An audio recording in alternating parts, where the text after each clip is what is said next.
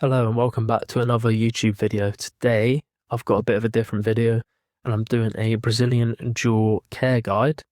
I've had this one since July, so it's been around 5 months now. At the time it cost me about £90, so they're fairly expensive, and I did have one before this one, a little sling, and it died fairly quickly, and that was mostly because I was taking care of it too much. And that's one thing with these that you shouldn't do, and that's my first point.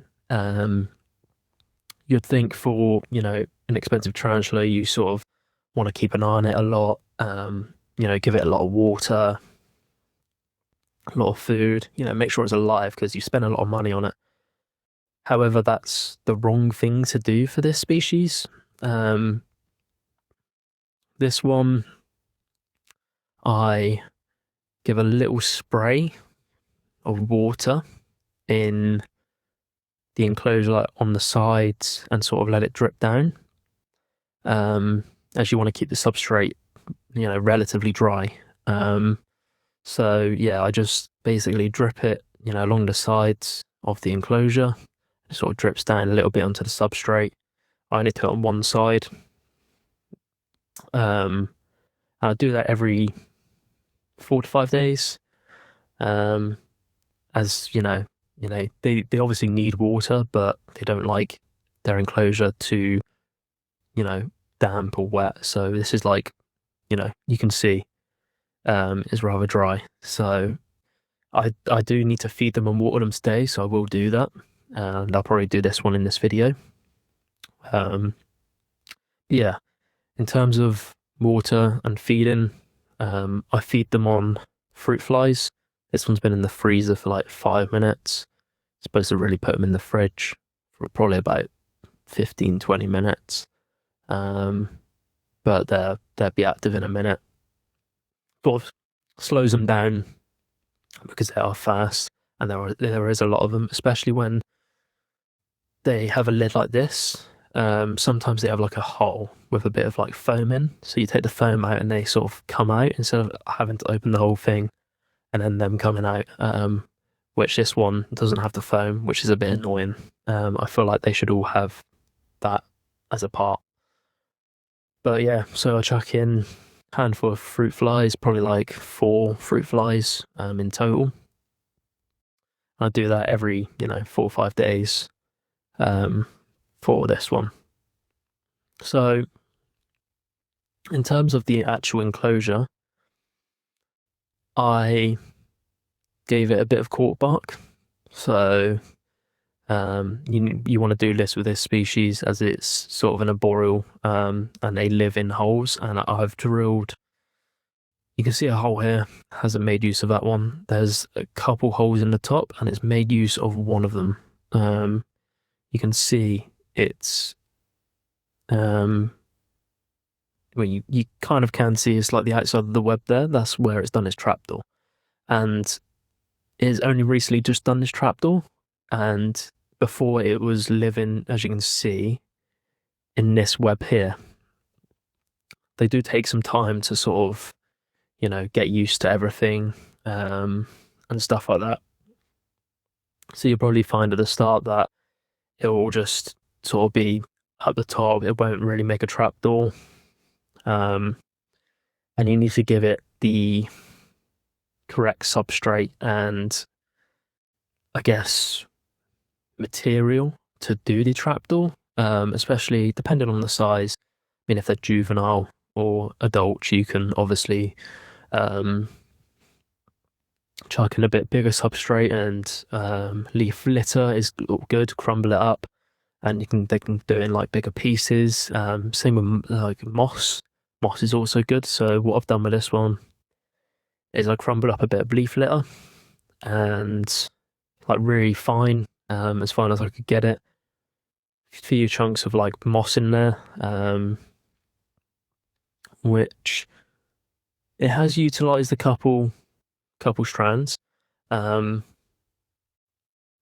But yeah, so literally bit of leaf litter, some fine substrate and a bit of moss, and then it will eventually do its trapdoor, which it has done. And this one has recently just molted as well. Couple weeks ago now, I think. So relatively recently. But yeah, that's pretty much it in terms of like the care you give it. Other than like the temperature and stuff like that, you want to keep these around 24 degrees. It can dip a little bit, it can go up a little bit. But my room most of the time is kept around 22, 23. When my PC's running and my heater's on and stuff like that, then it can be a bit higher, like 24, 25, especially when I'm gaming and stuff like that. So mostly just around that sort of temperature. Humidity wise, 60, 70%, humidity is fine. Again, my room's mostly around like 60-ish, so be fine for these. You can, in terms of like feeding water in them, I mean, you want to give it a little spray on it again every like 4 or 5 days. And I'm only talking a little bit, like a little spray, one spray done sort of thing. As it will sort of stay on the sides and it will drink if needs be. And it won't be keep the substrate too wet. But in terms of feeding, you can leave them a little bit longer. This one I chucked in. I think there is a fruit fly still in there. But I chucked in about 4 or 5. No, I don't think it's a fruit fly. Chucked in about 4 or 5, and they're completely gone by the looks of it. So that's how many I chuck in. In terms of handling, they don't really like to be handled. Same with most tarantulas. I mean, some of them will accept handling and stuff like that, but you sort of don't want to be opening up their enclosure all the time, disturbing them, and all that sort of thing. I don't really like it. The less you sort of handle them, the less you sort of do, the better they are. Which is, what I didn't do in my last one. I kept opening that up, kept watering it every like 2 days, feeding them more frequently. The substrate was quite wet, and it got quite humid, and I think that's how it died. So I've learned my lesson with that, and that's why I'm making this care guide, so you don't make the same mistake as I did, because they're expensive. You're talking 80, £90 for a sling, and then juveniles, probably talking 130, 140, if not more. And then adults, God knows what. So yeah, that's pretty much it really. In terms of enclosures, I kept mine when I first got it as a sling, which it still is a sling, but grown on a little bit than it was. I kept it in a little tube. Don't know what they're called. But yeah, tiny little tube, and with a few holes in, and then just a couple drips of water here and there, and then fruit flies the same thing, bit less. But yeah, now it's sort of grown up a little bit, can't escape the holes, which is what you want to worry about a bit with these enclosures. I put it in this one, which I think I got off the spider shop. Can't remember how much they are. I think they're about £8 roughly, maybe a bit less. And they're really, really neat, really handy. But yeah, so I'll show you what I do now. So what I do is, because it's trapdoors there, you want to sort of don't want to spray it on the trapdoor, so you want to spray it away. And what I do is a couple sprays. The substrate, it's gone down to the substrate already, a little bit there, that will sort of soak in. A few drips around the sides, for it to have a little drink. It's a bit on the cork bark as well. And that's pretty much it. A couple sprays. And then fruit flies, what I will do is I'll try and show you the trapdoor before I feed. So you can see the trapdoor is right here. And it just lifts up like so. Just like that. They will try and pull the trapdoor down.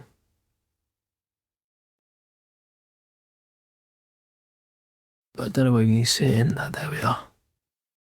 Probably hiding out the way a little bit. But you want to be gentle with it. You don't want to destroy the trapdoor. But what they tend to do is they tend to try and pull the trapdoor down. As you can see, I gave it quite a few holes for it to use. It's used like probably the least ideal hole, but I guess it's ideal for the tarantula. It's wobbling about a bit. Yeah, so what I do with this one, so I usually open up this fruit fly thing and just scoop up a few, which they are running about now, so I'll do that. So get them with the lids, do that. There's a good handful of them in there now. And then close it up like so. I think I've got a few stragglers here. Dead now. Whoops. They are sort of awkward to handle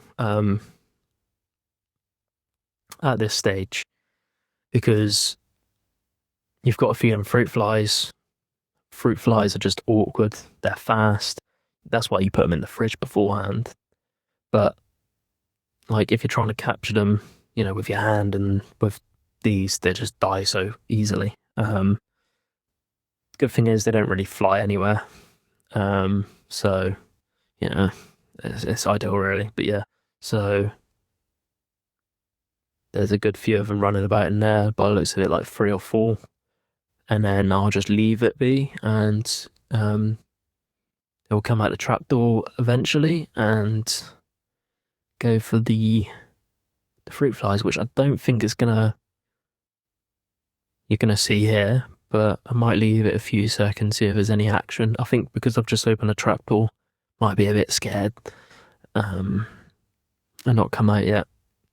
They often just come out in the dark like most tarantulas.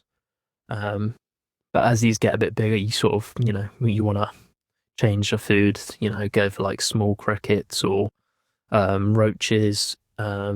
Maybe not roaches. I haven't really tried. Obviously, this one's still relatively new, but, you know, a bit larger food for them. Because fruit flies, they can't live on forever. They're only tiny. They've only got a bit of like, you know, moisture and stuff like that in. But yeah, that's really about it. Some people may keep them a little differently than I do. I've relatively keep my tarantulas the same. This one, obviously, I just do a bit less with. The other ones I spray down a bit more and, you know, feed a bit less frequently. Because a lot of them are grown on. You know, once a week's fine for like tarantulas in general. They're not really needing to be fed more than that unless they're smaller, you know, juveniles or slings. But yeah, I hope you have enjoyed this care guide. I hope I haven't really missed anything. Let me know if you want more care guides. And yeah, it's really about it. Hope you have enjoyed. Make sure to leave a like, comment, all that cool stuff. Sorry about the and ahhing. I struggle. It has been a while since I've uploaded on this channel, because I haven't really had much interest into post, and since this has done a trapdoor, I thought, yeah, I'll give it a go. But it has been recently that it's done it, so yeah. I hope you have enjoyed. Let me know what you want to see, and I will catch you next time. Peace.